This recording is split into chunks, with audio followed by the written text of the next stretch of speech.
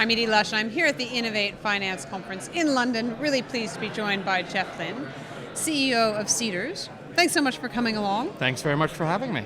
Now tell me about some of the trends, first of all, that you're seeing in alternate finance. So I think the main thing and the story of the last sort of 12 to 18 months is that alternative finance is becoming less and less alternative and more normalized. You know, when we first started out providing a platform for people to invest in early stage businesses online, you know, it was a typical early adopter sort of thing. Some people sort of tread in and took a bit of a plunge, but it was still very much outside the mainstream.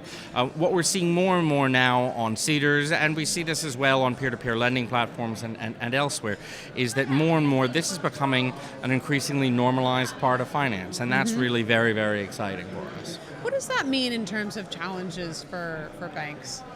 Well, I think one of the fortunate things, so to speak, for our space is that the banks were never in it to begin with. Right. You know, equity investment just has never been their thing, and much as it's kind of fun to pit ourselves against them, the reality is that there's a lot of scope for collaboration. But I think in the more debt-based spaces, the peer-to-peer lending platforms of the world, you know, I think it's a tricky one. And I talk to people in banks, and they're in this classic kind of incumbent challenge of, you know, do we fight? Do we collaborate? Do we how do we respond to it?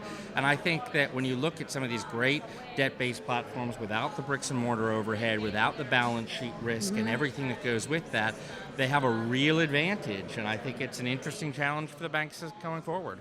Tell me about some of the businesses that you've seen raise money on Seedrs that are the most exciting to you. Well, we've seen a whole number. I mean, we've now done almost 500 deals, and you know that has ranged from sort of classic tech plays to consumer products, retail, everything in between. We see a lot of fintech. Fintech's very popular. We see a lot, or an increasing amount of prop tech, so tech businesses supporting the property world.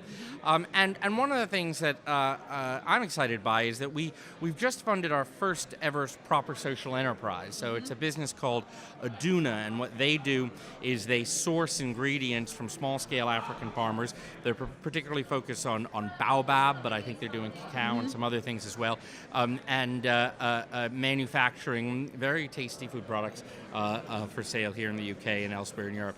And I hope that we see more of those as well as a part of our broadening sort of range. We're sector agnostic. We love to work with businesses in pretty much any industry. Do you feel like it's just become, I mean, you said it's becoming more mainstream. Do you feel like where's the next place for alternative finance to go? Well, I think there's still a huge amount of growth in it, and even though it's becoming more mainstream in the sense that from a mentality perspective and from a press perspective, you know, it's being seen less as a novelty and more as part of the ecosystem, part of the ether. It's still a drop in the ocean as compared to broader financial services landscape, and we don't think it has to be that way. We think that over time, you know, platforms like ours and the others in their various verticals can really own a very meaningful part of our respective parts of the capital markets. And there's a long way from here to there, and I think that sort of growth, having gotten up the first curve, then that kind of continued growth is the big challenge ahead. And what do you think the risks are? Well, I think that you know, there's always going to be a level of sort of bumps in the road as we go. There will be players in the industry and in various verticals who don't do things the way one should, and that's going to cause problems, reputational and otherwise. And then there's always the challenge of what's next in terms of disruptive technologies. You know, we came around and we're sort of a generation of businesses that spotted, I think, the power of the internet to do financial transactions in a way that really hadn't been done before.